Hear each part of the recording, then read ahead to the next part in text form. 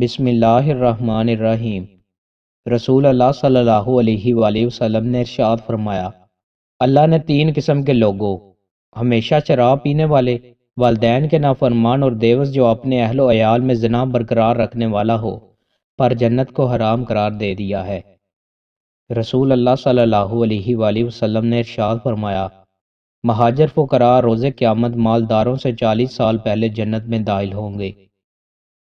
رسول اللہ صلی اللہ علیہ وآلہ وسلم نے ارشاد فرمایا، جو شخص بنجر زمین کاشت کرتا ہے تو اس کے لیے اس کاشت کرنے میں اجر ہے، اور ہر طالب رزق اس میں سے جو کھا جائے تو وہ اس کے لیے صدقہ ہے۔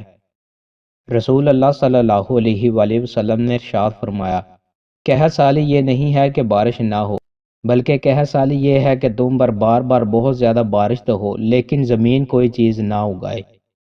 رسول اللہ صلی اللہ علیہ وآلہ وسلم نے ارشاد فرمایا، تم روز قیامت حقداروں کو ان کے حقوق ضرور ادا کرو گے، حتیٰ کہ سینگوں والی بکری سے سینگوں کے بغیر بکری کو بدلہ دلایا جائے گا۔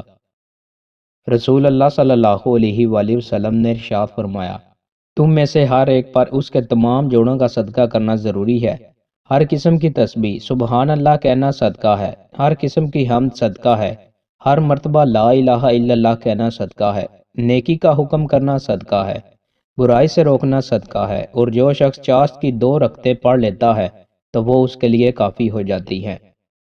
رسول اللہ صلی اللہ علیہ وآلہ وسلم نے ارشاد فرمایا، خضر علیہ السلام کا نام خضر اس لیے رکھا گیا کہ وہ ایک خشک زمین پر بیٹھے تھے تو وہ زمین ان کے بعد سرسبز ہو کر لہلہانے لگی۔